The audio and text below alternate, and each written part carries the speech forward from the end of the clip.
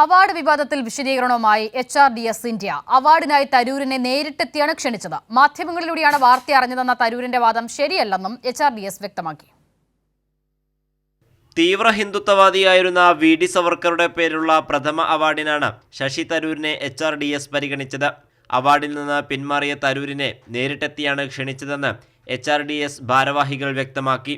November 12-നാണ് ആദ്യമായി email വഴി അവാർഡിനെ ക്ഷണിച്ചത്. പിന്നീട് തരൂരിന്റെ വസതിയിൽ നേരിട്ടെത്തിയും ക്ഷണിച്ചു. നവംബർ 12-ാം തീയതിയാണ് നമ്മൾ ആദ്യം കത്ത് കൊടുക്കുന്നത്, ഇമെയിലായിട്ട് കൊടുത്തത്. പക്ഷേ അതിനുശേഷം ഞങ്ങൾ അവിടെ പോയപ്പോഴെല്ലാം ഈ കത്ത് കൊടുത്തില്ല.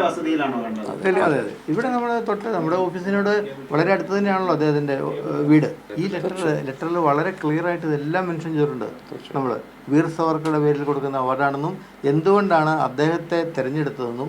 അവാർഡുമായി ബന്ധപ്പെട്ട വിവരം മാധ്യമങ്ങളിലൂടെയാണ് അറിഞ്ഞതെന്നായിരുന്നു തരൂരിന്റെ ആദ്യ പ്രതികരണം.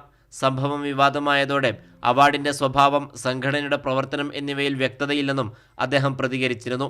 എന്നാൽ അവാർഡിന്റെ സ്വഭാവമടക്കം വിശദീകരണം തരൂരിനെ കൈമാറിയിട്ടുണ്ടെന്നാണ് സംഘാടകർ വ്യക്തമാക്കിയത്. അവാർഡ് നിരസിച്ചെങ്കിലും തരൂർ അവാർഡിന് അർഹനാണെന്ന നിലപാടിലാണ് HRDS. കൈരളി ന്യൂസ്, ദില്ലി.